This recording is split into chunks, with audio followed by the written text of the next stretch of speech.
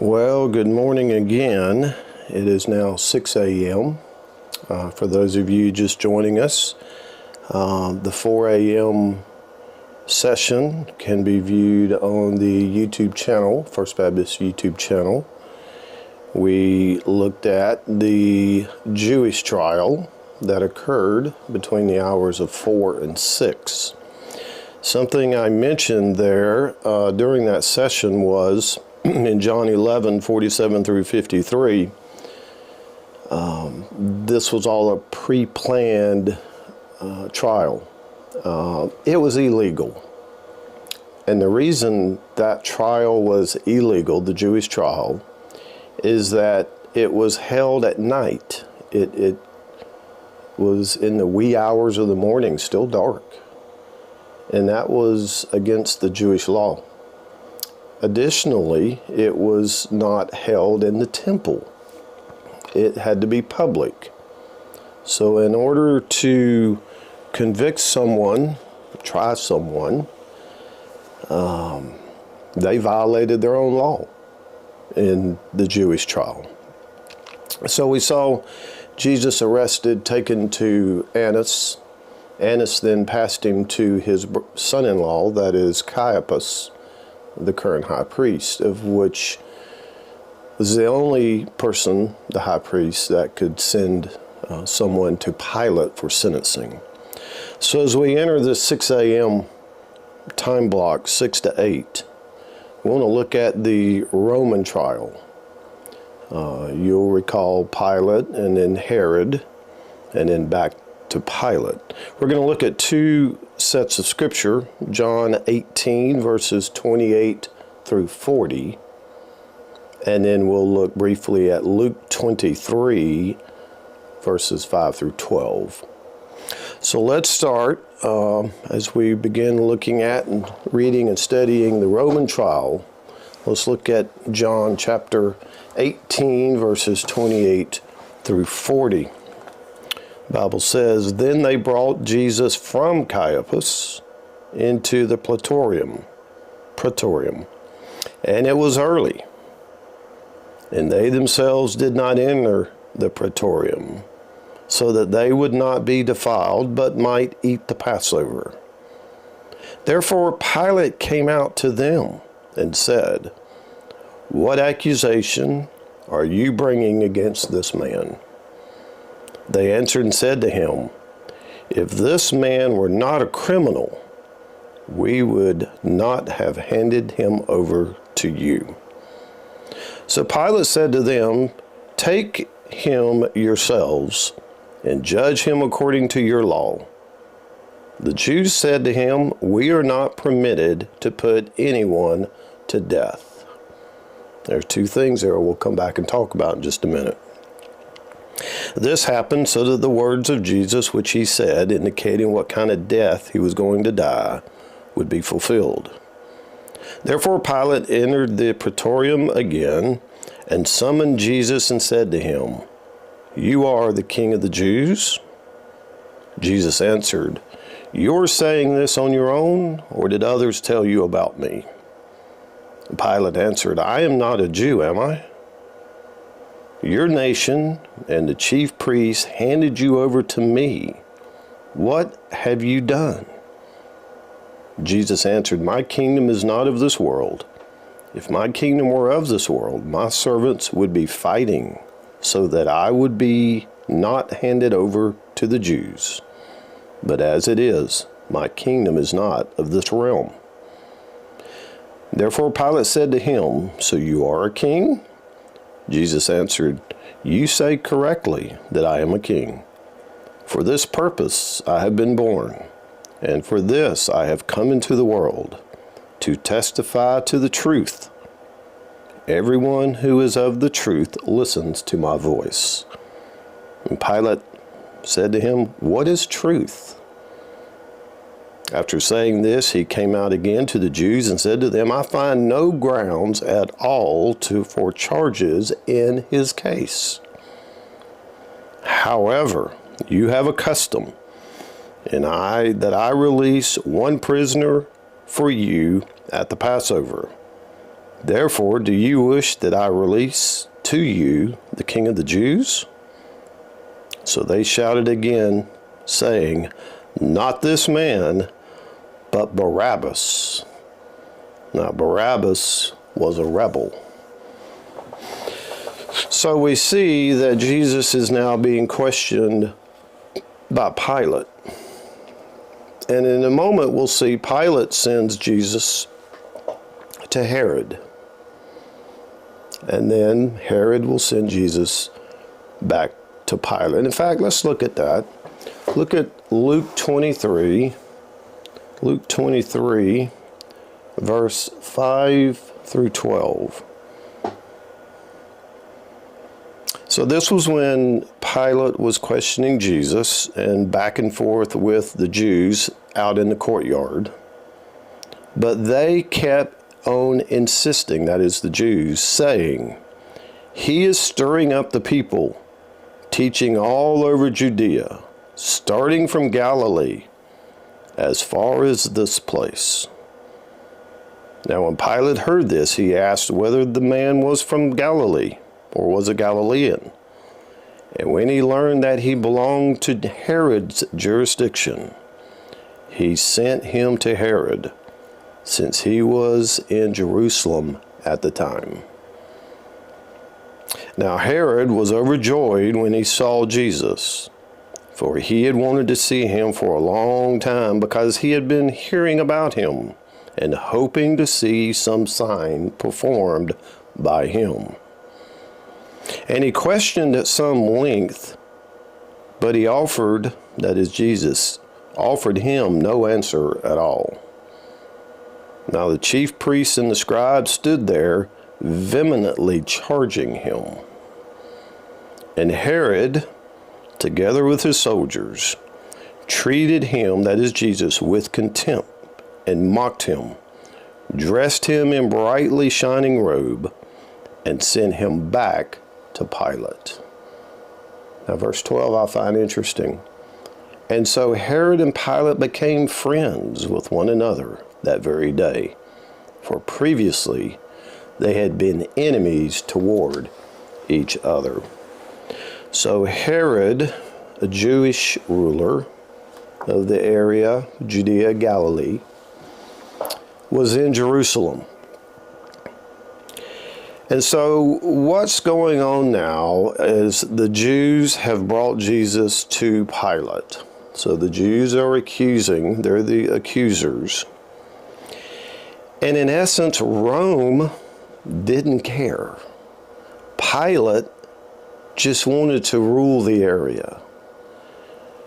He cared not about this deal and their contempt with Jesus. He said in verse 31 of John chapter 18, so Pilate said to them, Take him yourselves and judge him according to your law.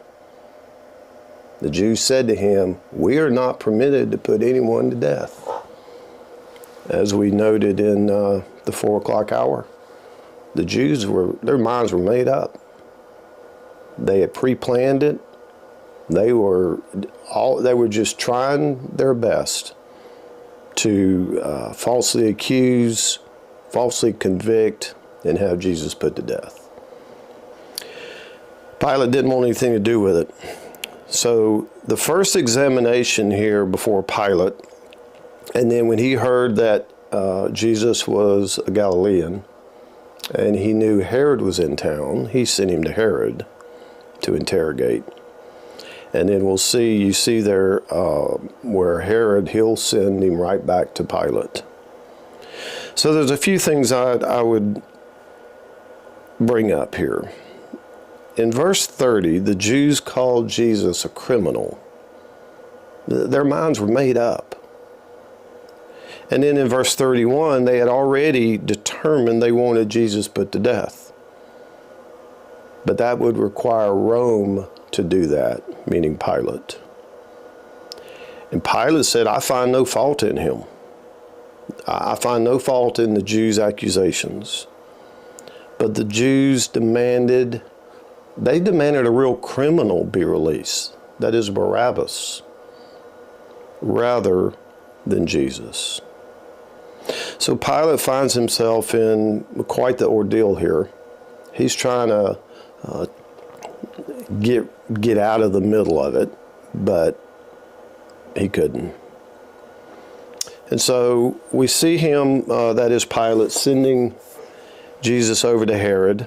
He was a Jewish ruler of the Galilee region. In Luke 23, 5 through 12, we see that.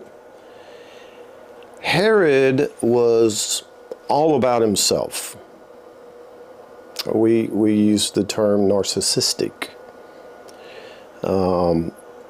He joined in with the Jews there after Jesus wouldn't respond to him. And this is the same Herod that who, by request of his wife, after their daughter danced for him at his drunken party, ordered John the Baptist's execution. So Herod and his guards, they join in with the Jews. They start mocking Jesus. They put a robe on him. They beat him, and then they sent him back to Pilate. And when it said there in Luke 23, verse 12, that Herod and Pilate became friends, that kind of intrigued me. And so in essence, what we see here is Herod, again, all about himself. He was a Jewish leader. Pilate was a Roman leader. They acknowledged each other's authority. That made Herod feel good. So that's why and how they became friends. They kind of, acknowledged each other before they wouldn't. So as we talked about at 4 a.m., we are to expect accusations. If we look at what application or lessons we could extract from this, we know that we can expect accusations. And a majority of the world's population, in my opinion, they don't care. Like Pilate. They don't want to have to deal with the Jesus question. They don't want to have to deal with it. They don't accept Christ. They don't reject Christ. They simply neglect. And neglect is reject. Others in this world are all about themselves. We see that with Herod. Luke 23:8 says that Herod was overjoyed to meet Jesus. He had heard about him. He wanted to witness a miracle. But if you back up to Luke 13:31, you'll note there that it's very clear that Herod's interest in Jesus was he wanted to kill him. And I believe that's because Jesus was gaining popularity with the people. And he was overshadowing Herod and his reign. So I would sum up this session in saying it's hard to see Jesus when one is focused strictly on themselves. We see that in Herod. We see that all around us today. People are satisfied. They're all about themselves and satisfying self. But we see also here that Jesus gave of himself. When we move into the 8 o'clock session, things get rough. He'll be beaten and scourged, and then carrying his cross. He gave of himself, selflessness. We've often noted that the definition of love is meeting needs. And the need that we as mankind needs is redemption. And that only came through Christ, sacrificing, giving of himself, selflessness for us. That's what we're walking through today what he walked through, experiencing what he experienced on this day, 2,000 plus years ago. We need to be about serving others, not self. And it's great evidence here that the world desires darkness. The Jews demanded Barabbas, a criminal, a rebel, versus Jesus, the light, salvation. So the Jews demanded Pilate release to them Barabbas instead of Jesus. So the Jewish trial, illegal, at night, not in public, not in the temple, false accusations, handed over to Pilate during this 6 to 8 o'clock hour. Pilate questioned him. We see that in John 18. I think Pilate just didn't want to have to deal with it. He found no fault based on the accusations. He just didn't want to deal with it. And then handed over to Herod, and then back to Pilate. And at 8 o'clock, we'll see the remaining part of this event, where Pilate washes his hands and gives in to the demands. So, thank you for, again, joining us. Look forward to our next session together at the 8 o'clock hour.